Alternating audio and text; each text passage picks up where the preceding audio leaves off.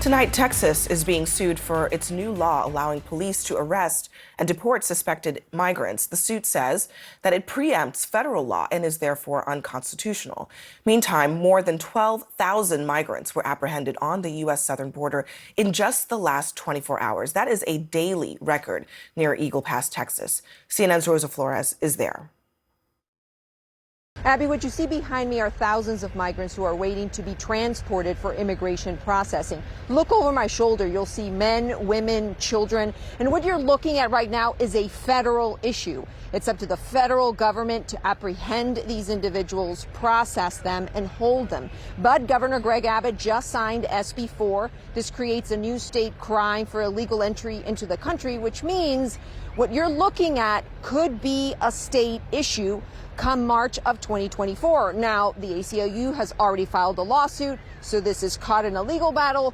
Governor Abbott has already said that he plans to take this legal battle all the way to the U.S. Supreme Court, but it's local communities who are very concerned because what you're looking at could end up in the hands of counties and cities who don't have funds. I've talked to individuals all along the border, including the sheriff from Maverick County where I am, and he says that his deputies are not trained in immigration law and that he doesn't have space for them in their jails.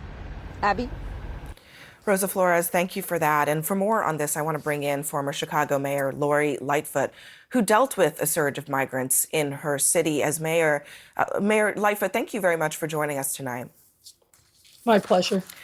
Now, today, as Rosa was just saying, Texas Governor Greg Abbott has signed that bill that makes entering the state of Texas illegally a state crime.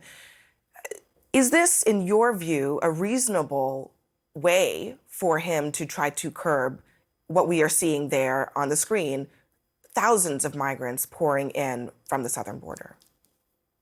Well, when you talk about Greg Abbott and the Texas legislature, it's hard to use the word reasonable about anything that they're doing.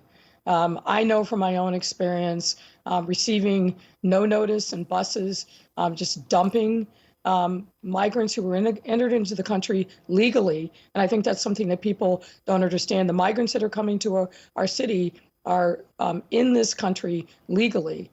Greg Abbott and the Texas legislature have decided that they want to manufacture a humanitarian crisis in cities like Chicago and New York and Washington, D.C., Denver, L.A., Phoenix, and other cities.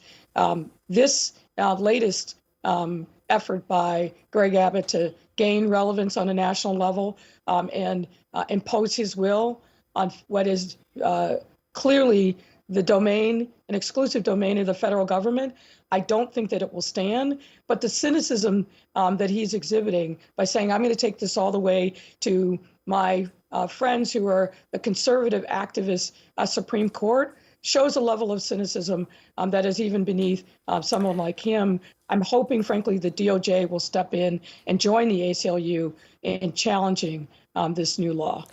Just putting aside for a second what needs to be worked out in terms of the legality of this, right? Whether the state of Texas has the authority to do this. As a governor, he is dealing with actually orders of magnitude more than what cities like yours, Chicago, dealt with when you were mayor and is dealing with now.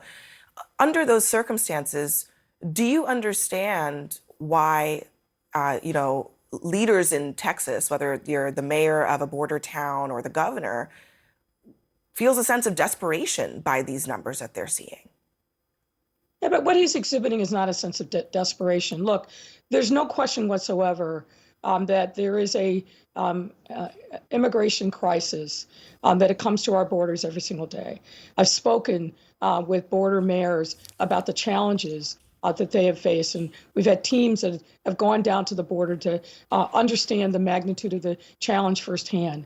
But you don't solve that problem, number one, by usurping the authority of the federal government. And you certainly don't solve that problem by losing sight of the humanity of these migrants, many of whom are sick and injured, need medical care, that get tricked into getting on buses with a one-way ticket, free option only to cities like Chicago. That is not the way you solve this problem. I think if Governor Abbott and the Texas legislature really wanted to do something to address this issue, they would work collaboratively with the federal government, and they work collaboratively with cities and states like Illinois, like Chicago. But that's not what this is about. This is about creating a humanitarian crisis, making a political statement and not a public policy statement to try to get to solutions that work to the benefit of everyone involved. I want to ask you about something that we're also seeing playing out on the national level. Former President Trump doubling down on this anti-immigrant rhetoric that, as we've pointed out and others have, really has its origins in pretty authoritarian places.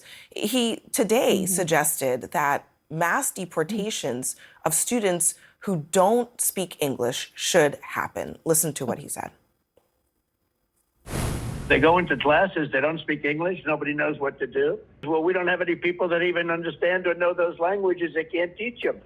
They're all over the place. We have classrooms in schools which are loaded up with people that don't speak a word of English. And the schools are there and they have no idea what to do about it. It's a very sick situation. Your reaction? Well, first of all, there's very little truth to what he just said. And let's, again, not forget, we're talking about human beings, and specifically, we're talking about children.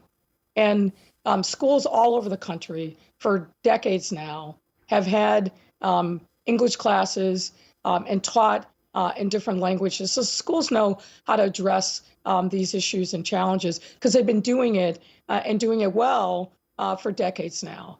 But fundamentally, demonizing the other. You know, look, as a Black woman whose parents grew up in the segregated South and how we were demonized simply by the color of our skin, I am very, very sensitive and aware of the kind of loaded language that is intended to blow a dog whistle, to generate hate and division.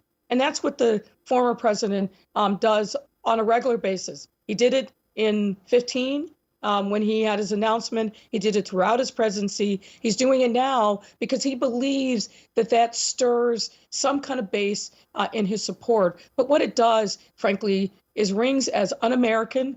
It's clearly grounded in horrible racist rhetoric that has been tied to some of the worst authoritarian dictators and human rights abusers that our world has ever known.